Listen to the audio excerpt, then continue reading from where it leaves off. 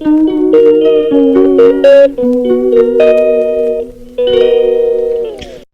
Friends, welcome back to my YouTube channel. ನಾನಿವತ್ತು ಕಾಳಭೈರವ ಜಯಂತಿ ಇತ್ತಲ್ವ, so ಅದಕ್ಕೋಸ್ಕರ ಕಾಳಭೈರೇಶ್ವರನ ಟೆಂಪಲ್ಗೆ ಹೋಗ್ತಾ ಇದ್ದೀನಿ. ನಾನು ಹೋಗ್ತಾ ಇರೋದು ಇಲ್ಲಿ ರಾಮೋಳ್ಳಿ ಕೆಂಗೇರಿ ಹತ್ರ. ಅಲ್ಲಿ ಮುಕ್ತಿನಾಗ ಇದೆಯಲ್ವ, ಅಲ್ಲೇ ಕಾಳಭೈರವ ಒಂದಿದೆ, ಪಟ್ಲದಮ್ಮದಿದೆ, ಲಕ್ಷ್ಮೀ ನರಸಿಂಹಸ್ವಾಮಿದಿದೆ, ಗಣೇಶಂದಿದೆ, ಲಿಂಗ ಇದೆ, ಮುಕ್ತಿನಾಗ ಇದೆ.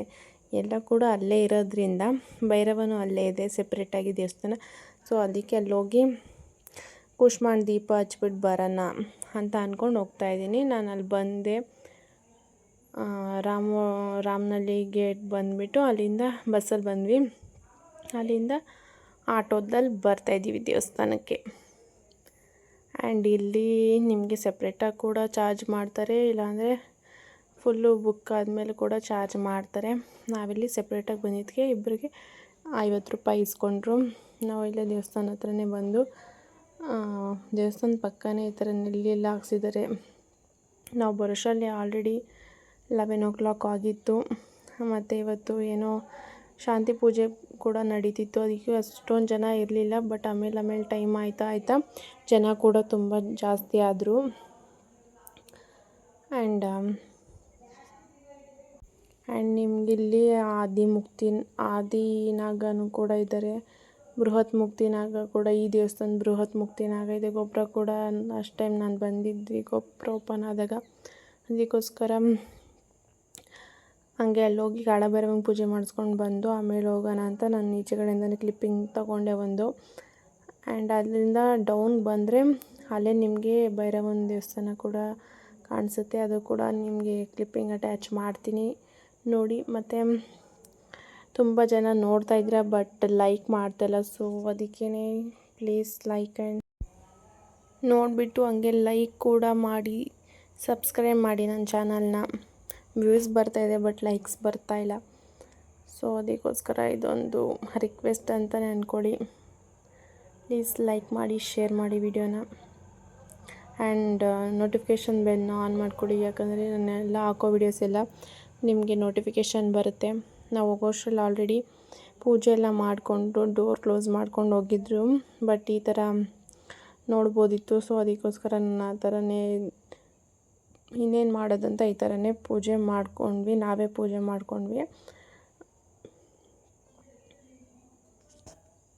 ಆಲ್ರೆಡಿ ಎಷ್ಟೊಂದು ಜನ ಬಂದು ಹಚ್ಚಿದ್ದಾರೆ ನೋಡಿ. ಇಲ್ಲಿ ಕೂಡ ಇದು ಆವಿನ ಕ್ಷೇತ್ರ ಆಗಿರೋದ್ರಿಂದ, ಸರ್ಪಕ್ಷೇತ್ರ ಆಗಿರೋದ್ರಿಂದ ಇಲ್ಲಿ ತುಂಬ ಹುತ್ತಗಳಿದೆ. ಇಲ್ಲೇ ಭೈರವನ ದೇವಸ್ಥಾನ ಪಕ್ಕ ಕೂಡ ಹುತ್ತ ಇದೆ ನೋಡಿ.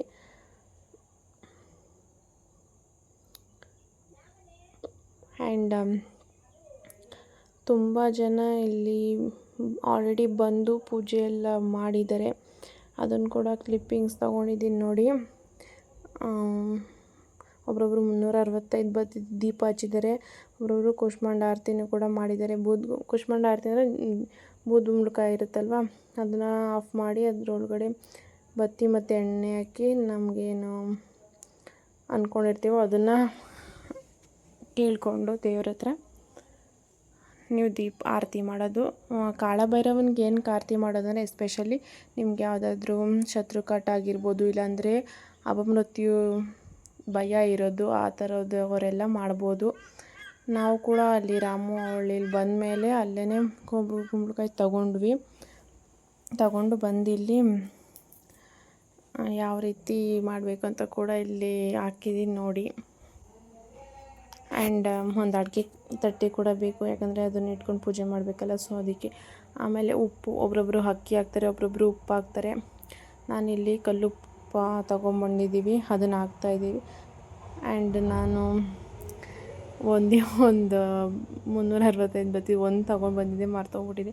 ಸೊ ಅದಕ್ಕೋಸ್ಕರ ಇನ್ನೊಂದು ತರೋಣ ಅಂತ. ಅಲ್ಲೇ ಶಾಪ್ ಇರುತ್ತೆ ಬತ್ತಿ ಇದೆಲ್ಲ, ಬಟ್ ಗುಂಬಳಕಾಯಿ ಎಲ್ಲ ಅವತ್ತು ಯಾರೂ ತೊಗೊಂಡು ಮಾರ್ತಾಯಿರಲಿಲ್ಲ. ಬತ್ತಿ ದೀಪದೆಲ್ಲ ಸಿಗುತ್ತೆ.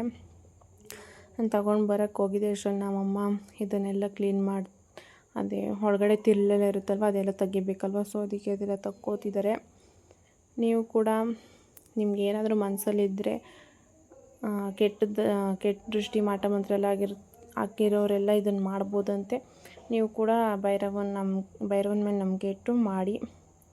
ನಾನು ತಂದೆ ನೋಡಿ 365 ಬತ್ತಿ ಸಿಕ್ತು, ತಂದೆ. ಆ್ಯಂಡ್ ಕವರ್ನ ಅಲ್ಲೆಲ್ಲ ನಾವು ಹೊರಗಡೆ ಔಟ್ಸೈಡ್ ಹೋದ್ವಿ ಅಂದರೆ ಅದನ್ನೆಲ್ಲ ಅಲ್ಲೆಲ್ಲ ಬಿಸಾಕ್ಬಿಡಿ ಪ್ಲೀಸ್. ಪ್ಲಾಸ್ಟಿಕ್ನ ಅವಾಯ್ಡ್ ಮಾಡಿ. ಆ್ಯಂಡ್ ನಿಮ್ಗೆ ಏನಾದರೂ ತಗೊಂಡು ಬ್ಯಾಗಲ್ಲಿ ಇಟ್ಕೊಂಡಿರಿ, ಅಲ್ಲೆಲ್ಲರೂ ಹೋದಾಗ ಬಿಸಾಕಿರ, ಇಲ್ಲಾಂದರೆ ಡಸ್ಟ್ಬಿನ್ಗೆ ಹಾಕಿ. ಆ್ಯಂಡ್ ನಾನು ನೋಡಿ ಇಲ್ಲಿ ಉಪ್ಪು ಪ್ಯಾಕೆಟ್ ತಂದಿದ್ದೆ, ಅದನ್ನೇ ಹಾಕೋತಿದ್ದೀನಿ. ಅಡಿಕೆ ತಟ್ಟೆ ಉಪ್ಪು ಹಾಕ್ಕೊಂಡು ಅದ್ರ ಮೇಲೆ ನಿಮಗೆ ಓಂ ಶ್ರೀ ಅಥವಾ ಏನಾದರೂ ಬರೆದ್ರೆ ಓಂ ಅಂತ ಬರೆದ್ರೆ ಶಿವನಿಗೆ ಇದಾಗುತ್ತಲ್ವ. ಸೊ ಅದಕ್ಕೇ ನಾನು ಮರ್ತು ಬಿಟ್ಟಿದ್ದೆ, ಆಮೇಲೆ ಬರೆದೆ. ನೀವು ಮನಸ್ಸಲ್ಲಿ ಅವಾಗ ಅನ್ಕೋತಾ ಇರಬೇಕು ಓಂ ಭೈರವಾಯ ನಮಃ, ಓಂ ಕಾಳ ಭೈರವಾಯ ನಮಃ ಅಂತ. ಆ ತಟ್ಟೆಗೆಲ್ಲ ಅರ್ಶಿನ ಕುಂಕುಮ ಇಟ್ಬಿಟ್ಟು ಬೂದುಗುಂಬಳಕಾಯಿಗೂ ಅರ್ಶಿನ ಕುಂಕುಮ ಎಲ್ಲ ಇಡಿ. ಆ್ಯಂಡ್ ಬಾಳೆಹಣ್ಣು, ಎಲೆ ಅಡಿಕೆ, ಬಾಳೆಹಣ್ಣು, ಆಮೇಲೆ ನಾಣ್ಯ ಕೂಡ ಇಡ್ಬೋದು. ನಿಮ್ಮ ಕೈಲಿ ಎಷ್ಟಾಗುತ್ತೋ ಅಷ್ಟು ಇಡ್ಬೋದು ನಾಣ್ಯ. ₹1 ಇಟ್ಟರು ಒಂದು ಕಾಯಿನ್ ಇಟ್ಟರು ಪರವಾಗಿಲ್ಲ. ಆಮೇಲೆ ಅದಕ್ಕೆ ನೀವು ತಂದಿರ್ತೀರಲ್ವ ಬೂದುಗುಂಬಳಕಾಯಿ, ಒಬ್ಬೊಬ್ಬರು ಒಳಗಡೆ ಎಲ್ಲ ಅರ್ಶಿನ ಕೂಡ ಹಚ್ತಾರೆ. ನಾನೇನು ಅರ್ಶಿನ ಹಚ್ಚಿಲ್ಲ, ಬೂದುಗುಂಬಳಕಾಯಿಗೆ ಬತ್ತಿ ಇಟ್ಬಿಟ್ಟು ಆಮೇಲೆ ಎಣ್ಣೆ ಬಿಡ್ತಾಯಿದ್ದೀವಿ. ಎಳ್ಳೆಣ್ಣೆ ತೊಗೊಂಡಿದ್ವಿ, ಅದನ್ನೇ ಬಿಡ್ತಾಯಿದ್ದೀವಿ. ಒಬ್ಬರೊಬ್ರು ತುಪ್ಪ ಕೂಡ ಹಾಕಚ್ತಾರೆ, ಬಟ್ ಎಳ್ಳೆಣ್ಣೆ ಹಾಕಿದ್ರೆ ಒಳ್ಳೆಯದು ಅಂತ ನಾವು ಎಳ್ಳೆಣ್ಣೆ ತೊಗೊಂಡ್ವಿ. ಆ್ಯಂಡ್ ನೀವು ಇದು ಯಾವುದಾದ್ರೂ ಹೂವು ಇಡ್ಬೋದು, ಈ ಹೂವನೇ ಅಂತ ಏನಿಲ್ಲ, ನಿಮ್ಗೆ ಯಾವ್ದು ಸಿಗುತ್ತೋ ನೀವು ಯಾವ್ದು ತಂದಿರ್ತೀರೋ ಅದನ್ನೇ ಇಡ್ಬೋದು. ಬಟ್ ಕಾಳಭೈರವನಿಗೆ ನೀಲಿ ಹೂವು ಇಟ್ಟರೆ ತುಂಬ ಒಳ್ಳೆಯದು. ಆ್ಯಂಡ್ ನಾವು ಕೂಡ ಬ್ಲ್ಯಾಕ್ ಡ್ರೆಸ್ ಅಥವಾ ಬ್ಲೂ ಡ್ರೆಸ್ನ ವೇರ್ ಮಾಡಬೇಕು, ಯಾಕಂದರೆ ಕಾಳಭೈರವ ಅಂದರೆ ಕಾಳ ಅಂದ್ರೇ ಮೀನ್ಸ್ ಬ್ಲ್ಯಾಕ್ ಅಂತ. ಸೊ ಅದಕ್ಕೋಸ್ಕರ ಬ್ಲ್ಯಾಕನ್ನ ವೇರ್ ಮಾಡಿದ್ದೀನಿ ನಾನು. ಆ್ಯಂಡ್ ಎಲೆ ಅಡಿಕೆ, ಬಾಳೆಹಣ್ಣು, ನಾಣ್ಯ, ದಕ್ಷಿಣೆ ಏನಾದರೂ ಇಡ್ಬೋದು. ಆಮೇಲೆ ಹೂವು ಎಲ್ಲ ಇಟ್ಮೇಲೆ ನೀವು ಇದು ಗೆಜ್ಜೆ ವಸ್ತ್ರ ಹಾಕ್ಬೋದು, ಯಾಕಂದರೆ ಅದು ಕೂಡ ಇವಾಗ ನಾವು ಟ್ರೀಟ್ ಮಾಡ್ತಾ ಇರೋದು ದೇವ್ರಂತಲೇ ಅಲ್ವ. ಸೊ ಅದಕ್ಕೆ ಗೆಜ್ಜೆ ವಸ್ತ್ರ ಹಾಕಿ ಅದಕ್ಕೆ ಗಂಧದ ಕಡ್ಡಿಯಲ್ಲಿ ಪೂಜೆ ಮಾಡಿ ಹಾಕಬೇಕಾಗತ್ತೆ. ಆಮೇಲೆ ನೀವು ಬತ್ತಿಗೆ ಕರ್ಪೂರನ ಪುಡಿ ಮಾಡಿ ಹೀಗೆ ಅದಕ್ಕೆ ಬತ್ತಿಗೆ ಈ ಥರ ಮಾಡೋದ್ರಿಂದ ದೀಪ ಬೇಗ ಹತ್ಕೊಳ್ಳುತ್ತೆ. ಅದಕ್ಕೋಸ್ಕರ ನಾನು ಹಂಗೆ ಹೇಳಿದೆ, ಅಮ್ಮನಿಗೆ ಮಾಡ್ತಾಯಿದ್ರು. ನೀವು ಕೂಡ ನೆಕ್ಸ್ಟ್ ಟೈಮ್ ಟ್ರೈ ಮಾಡಿ ನೋಡಿ. ಈ ಥರ ನಾನು ರೆಡಿ ಮಾಡ್ಕೊಂಡಿದ್ದೀನಿ. ಆಮೇಲೆ ನೀವು ಬಾಳೆಹಣ್ಣಿಗೆಲ್ಲ ಏನಿದು ಗಂಧದ ಕಡ್ಡಿಲ್ಲ ಚುಚ್ಚಬೇಡಿ, ಯಾಕಂದರೆ ಗಂಧದ ಕಡ್ಡಿಲಿ ಕಲರ್ನ ಆ್ಯಡ್ ಮಾಡಿರ್ತಾರೆ, ಅದಕ್ಕೋಸ್ಕರ ಕೆಮಿಕಲ್ ಎಲ್ಲ ಆಗಿರುತ್ತಲ್ವ. ನೀವೇನು ಬಾಳೆಹಣ್ಣು ಯೂಸ್ ತಿಂತೀನಿ ಅನ್ನೋಂಗಿದ್ರೆ ಅದಕ್ಕೆಲ್ಲ ಕಡ್ಡಿ ಚುಚ್ಚಬೇಡಿ ಅಂತ ಒಂದು ಹೇಳ್ತಾ ಇದ್ದೀನಿ. ನೋಡಿ ಎಷ್ಟು ಬೇಗ ಹತ್ಕೋತು ಅಂತಲೇ. ಒಂದೊಂದು ಸತಿ ನಾವು ಕರ್ಪೂರ ಏನೂ ಹಚ್ಚಿಲ್ಲ ಅಂದರೆ ಅದು ಹತ್ಕೊಳ್ಳಲ್ಲ. ಅದಕ್ಕೋಸ್ಕರ ನಾನು ಒಂದು ಟಿಪ್ ಅಂತ ನೆನ್ಕೊಳ್ಳಿ, ಈ ಥರ ಮಾಡಿದ್ರೆ ಬೇಗ ಹತ್ಕೊಳ್ಳುತ್ತೆ. ಆ್ಯಂಡ್ ಡೋರ್ ಕ್ಲೋಸ್ ಆಗಿತ್ತಲ್ಲ, ಸೊ ಅದಕ್ಕೋಸ್ಕರ ನಾನು ಅಲ್ಲೇ ಮೆಟ್ಲು ಮೇಲೆ ನಿಂತ್ಕೊಂಡು ಹೊರಗಡೆನೇ ಪೂಜೆ ಮಾಡ್ತಾಯಿದ್ದೀನಿ. ನಿಮ್ಮ ಮನಸ್ಸಲ್ಲಿ ಏನು ಅಂದ್ಕೊಂಡಿರ್ತೀರ ಅದನ್ನು ಬೇಡ್ಕೊಂಡು ದೇವ್ರ ಹತ್ರ ಪೂಜೆ ಮಾಡ್ಬೋದು.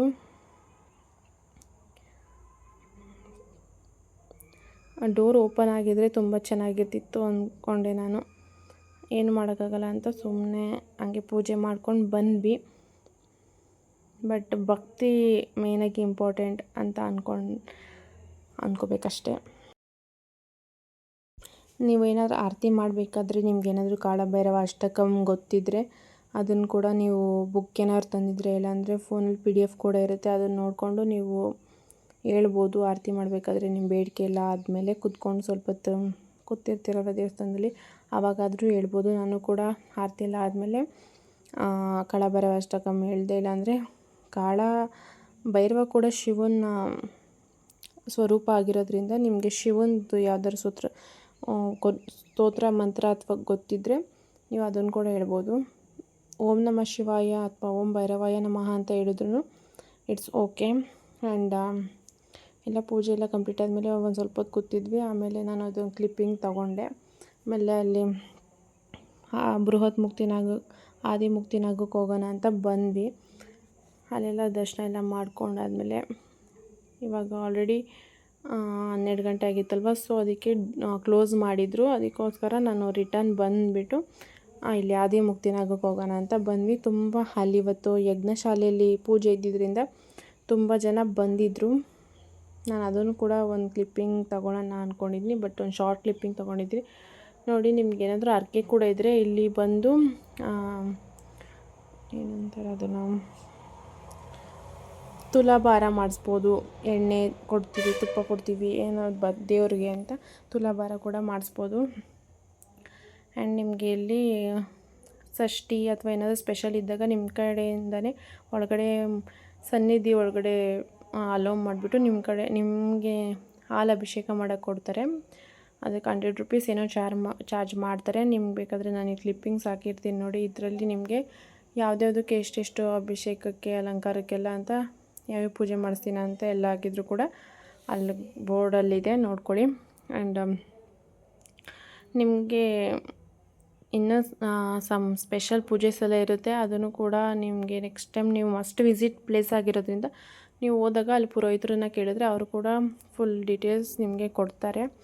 ಆ್ಯಂಡ್ ಈ ಕಡೆ ನಿಮಗೆ ಇಲ್ಲಿ ಏನು ಫಿಲ್ಟರ್ ಥರ ಫಿಕ್ಸ್ ಮಾಡಿದ್ದಾರೋ ಆ ಥರ ನಿಮಗೆ ತೇರ್ತಾ ಇರುತ್ತೆ. ಇದೊಂದು ಮಾಡ್ರೇಟಾಗಿ ಮಾಡಿದ್ದಾರೆ. ಮತ್ತು ಗಂಧ ಕೂಡ ಅಲ್ಲೇ ಇರುತ್ತೆ, ಹಚ್ಕೊಬೋದು. ಆ್ಯಂಡ್ ನಾವು ಲಾಸ್ಟ್ ಟೈಮ್ ಕಾಳಸರ್ಪ ಶಾಂತಿ ಮಾಡಿಸಿದ್ದಾಗ ನಮಗೆ ಕೂಡ ಒಂದು ನಾಗರಿಕಲ್ಲಿ ಕೊಟ್ಟು ಪ್ರತಿಷ್ಠಾಪನೆ ಮಾಡಿದರು. ತುಂಬ ಜನ ಆ ಥರ ಮಾಡಿರ್ತಾರೆ.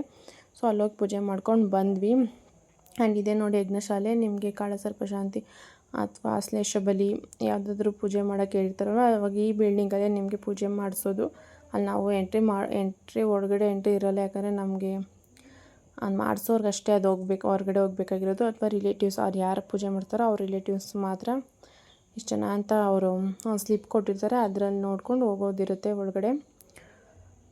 ಆ್ಯಂಡ್ ನಾವಿಲ್ಲಿ ಬಂದು ಬೃಹತ್ ಮುಕ್ತಿನಾಗಕ್ಕೆ ಹೋಗಿ ಪೂಜೆ ಮಾಡಿಸ್ಕೊಂಡು ಆಲ್ರೆಡಿ ಅಲ್ಲೆಲ್ಲ ಪೂಜೆ ಮಾಡ್ಕೊಂಬಂದಿದ್ವಲ್ಲ, ಪೂಜೆ ಸಾಮಾನು ಕೂಡ ಆದಿಮುಕ್ತಿನಾಗದಲ್ಲೇ ಮಾಡಿಸಿದ್ವಿ. ಪೂಜೆ ಸಾಮಾನು ತಂದಿದ್ವಲ್ಲ, ಸೊ ಭೈರವಂಗೆ ಮಾಡ್ಸೋಣ ಅಂತ ಅದು ಕ್ಲೋಸ್ ಆಗಿದ್ದರಿಂದ ನಾವು ಅಲ್ಲೇ ಮಾಡಿಸ್ಕೊಂಡ್ವಿ.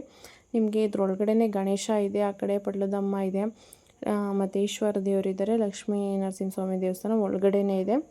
ಔಟ್ಸೈಡ್ ಕೂಡ ನಿಮಗೆ ಕಾಳಭೈರವಂದು ಮತ್ತು ಇನ್ನೊಂದು ಯಾವುದೋ ಹೆಣ್ಣು ದೇವರು ಗುಡಿ ಇದೆ. ಆಮೇಲೆ ಅಲ್ಲೇ ಪ್ರಸಾದ ಕೊಡ್ತಿದ್ರು, ರೈಸ್, ಸಾಂಬಾರು, ರಸಮ್, ಮಜ್ಜಿಗೆ, ಕಾಳುಸ್ಲಿ ಎಲ್ಲ ಮಾಡಿದರು.